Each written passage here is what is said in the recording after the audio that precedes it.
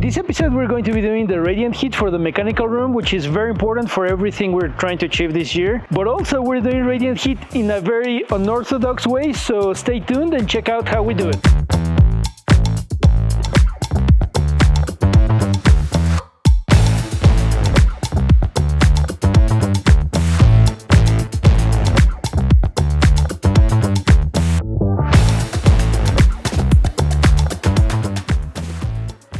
Business is getting water for the Thinset. So we've had this connection for about a year, but it was winter time, so we didn't want to open it because it could freeze. But now is the right time to do it. So we already had the connection to the city water done by our excavator, and we have a copper line going all the way up to the mechanical room. So let's go inside and hook it up. So the water connection was a total success, and we are super happy because we can now do Thinset, and we don't have to haul water from the city center all the way here as we used to. Now we have the water just a faucet away. So with that, we can move on to doing Bekotec. So there are a few different kinds of hydronic systems. There's the hydronic system where you put the pipes inside the slab, and we didn't choose that method because it takes too much work. We need to depend on other people. We get the concrete trucks, everything is moving really fast, and we don't want any mistakes, and it is also cheaper by not doing it that way. Then there is also the typical screed that you would probably put on top of a subfloor, and then you basically rebar it, and then you put some concrete on it, like hydronic concrete, and that's the second method. And I also don't like that method because it can be relatively dirty, and you can also depend on other people. And then finally, there's this system that they use in Europe, actually. That's how we found out about this system. This is Schluter's Bekotec hydronic system. And the reason I like it very much is because it's basically a DIY kind of project, so we don't have to worry about getting the slabs taken care of, and we can do it ourselves at our time without depending on other people. So basically what you're seeing here is we put basically a sheet of a stego vapor barrier, and it doesn't need to be stego, it's just what we had, it's just some plastic to isolate the slab from the system. And then we're also putting this foam around the perimeter. It's very similar to what you put on the seal gaskets, except a little bit thicker, and it has a little skirt. So Schluter makes three kinds. It makes this Bekotec BRSK. It makes Bekotec BRS, which is cheaper, but it's only the foam gasket. Then this would be the guy in the middle, and it has a slight adhesive on it, so it makes your life easier for sticking to the wall, and it also helps you basically raft the entire system. And then there's also another one that's more expensive, that it has adhesive on the skirt and on the foam. So that's it. Let's just keep going, and then as we move along, I'll keep showing you how this works.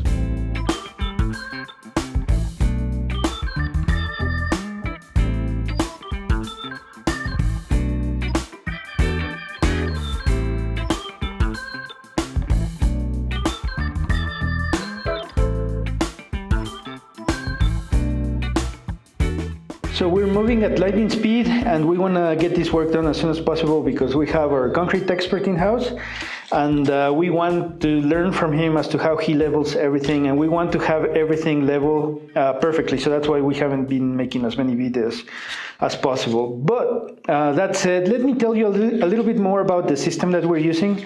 Actually, Schluter has two kinds. The one with a foam, which is this guy, and the one we're using right now.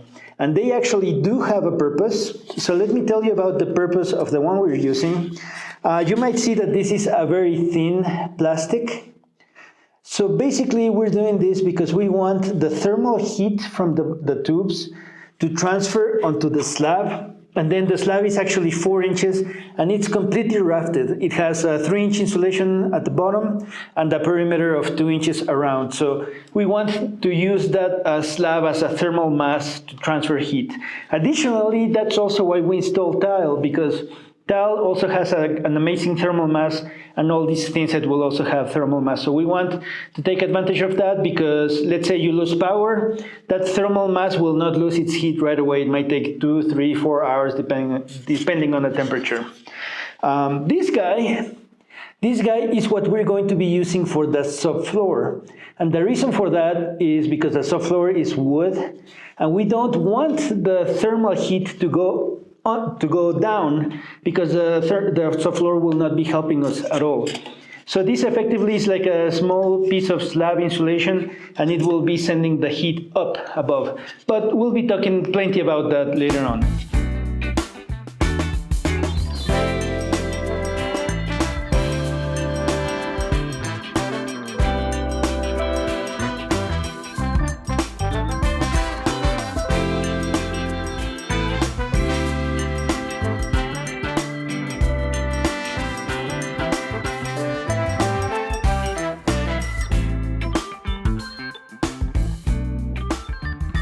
Very cool. As you can see, we have installed all the tubing. It's half-inch hePEX tubing. It's from Uponor. The hePEX means that it has a coating that prevents basically growth on it.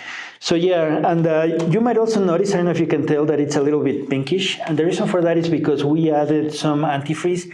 That's very important for us here, because if we were to lose power, it could be very dangerous, because we can reach temperatures down to minus 40 degrees Fahrenheit. So that's what we're doing. So let's go to another area and I'll show you something different. This is something that's super easy to forget, and I almost forgot about it, but we just kept reminding ourselves. And that is to embed the sensor onto the Bekotec. So these sensors that you can see here, these lines that go all the way to the back, and actually that's where the thermostat is going to be sitting. That's how the thermostat will know the temperature and when to turn on and off the hydronic system. So don't forget that. And then also we decided to add a second sensor on the slab, because if something were to go wrong with the one sensor that we have, at least we have a backup and we don't have to break everything apart.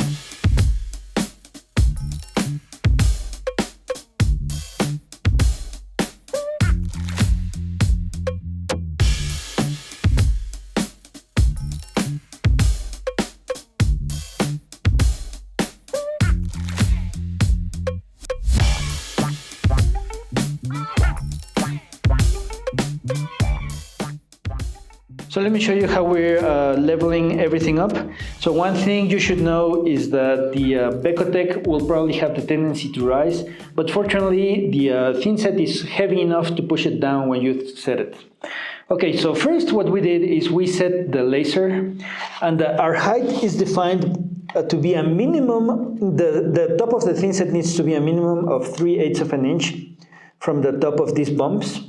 So then we set the laser based on that. And then we have these nails, these are concrete nails, we embedded them onto the concrete, and with the laser we measured them to be 1 inch higher from the top of Thinset. Next, what we've done is, you can see we have laid basically this little slab of Thinset, and we have another little slab of Thinset over here, and these two are already leveled. So the purpose of this is so that we can come in tomorrow, they will be set, and then we can run a nice little piece of wooden stick, I guess, and then as we lay the rest of the Thinset, it'll come out nice, flat, and level.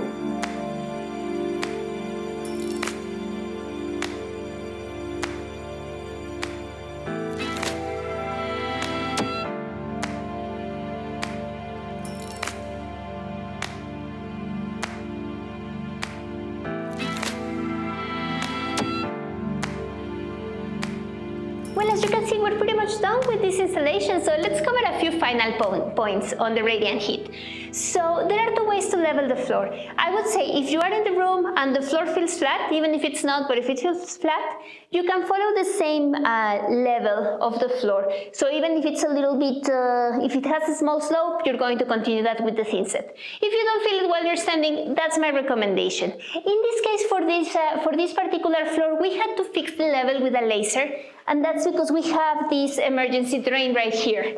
And the problem was that, unfortunately for us, the inclination of the floor or the grade was going this way. So if we didn't level this, the emergency drain pretty much wouldn't be able to do its job. So the disadvantage of doing that is that we spent probably twice the amount of Thinset to make this level, and that cost a lot of money. So my recommendation would be, if you can follow the level of the floor, even if it's not straight, go for that. If you do need to fix it, well, I would say one thing I would do different, I would have set an emergency drain on the other side of the room, and then we wouldn't have to have done this leveling. But anyways, it is what it is. So let me show you how we do the leveling for this floor with the laser. So we put the laser, and then we put these nails in here. So this indicates the laser line. And then we did this row, so pretty much is measuring, I believe, an inch and a half or two from this nail. And then we did the same thing on this other side. And then you just pour the Thinset. Once this is dry, you pour Thinset, and then you go with the screed and you just make it flat. Thankfully, one of our guys, Jesus, is an expert in concrete, and he's the one that helped us doing this.